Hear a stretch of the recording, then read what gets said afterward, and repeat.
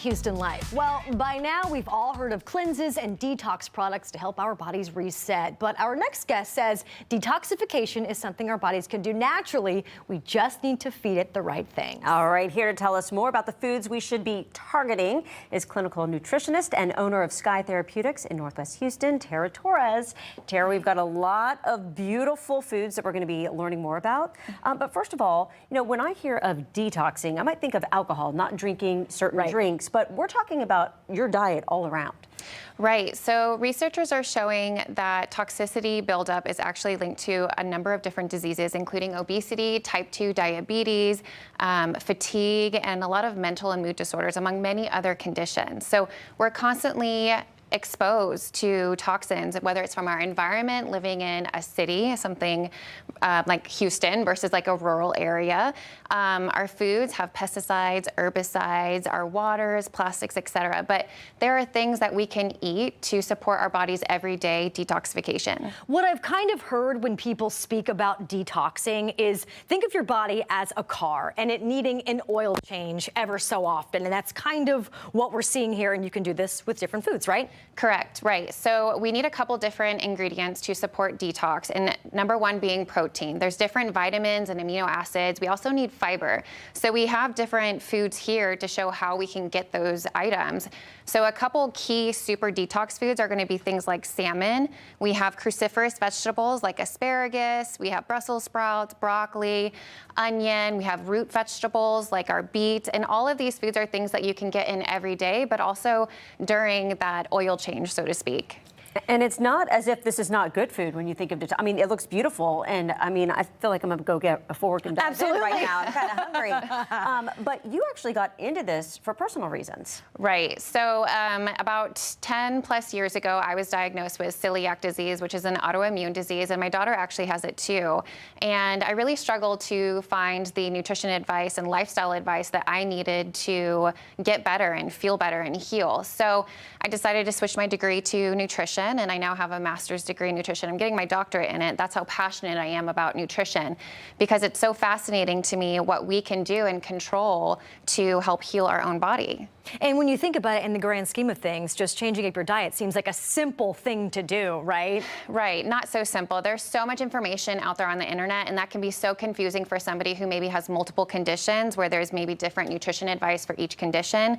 So my goal is to help every single client navigate that information and really customize what their body needs. And you could really work with them. One of the things, of course, we saw the salmon and the greens. We also have a smoothie here.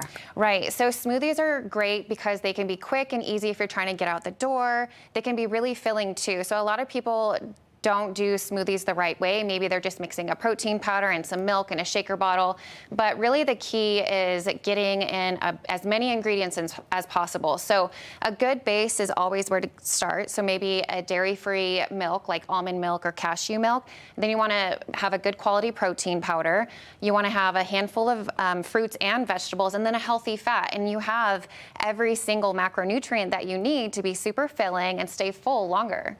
You know, the smoothie can actually sometimes act as a meal replacement almost, right? How much of a smoothie, if you're going to do something like that, should one be drinking or making when it comes to a meal? Right, so I think about 8 ounces of almond milk with, again, all of those different ingredients, and then you can have a smoothie 1 or 2 times a day, but you can still have nutritious food as you see here on this plate.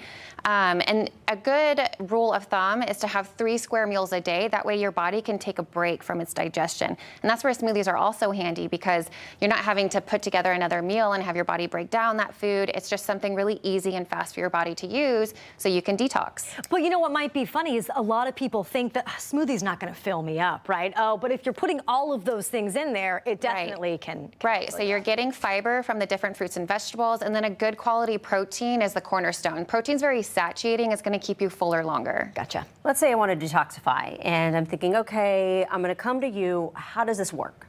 So I have a couple different ways of doing it. Really, it just breaks down to that person and their lifestyle. But we do recommend smoothies, so again, the person can get a break, but also whole foods. Whole foods is really the most important thing, is teaching somebody how to cook or how to meal prep. You know, there's no right or wrong way. I have a lot of different moms or busy people who are working, and so maybe we're meal prepping for the week, or maybe we're cooking something different every night so that they have enough for leftovers the next day. I was going to say, Tara, a lot of people might look at this plate and go, I don't have time to cook that.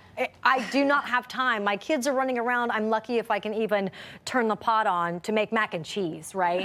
Right. And trust me, as a mom, I get it. But this was a very easy meal to make. The salmon I put in the oven with a little gluten-free teriyaki glaze.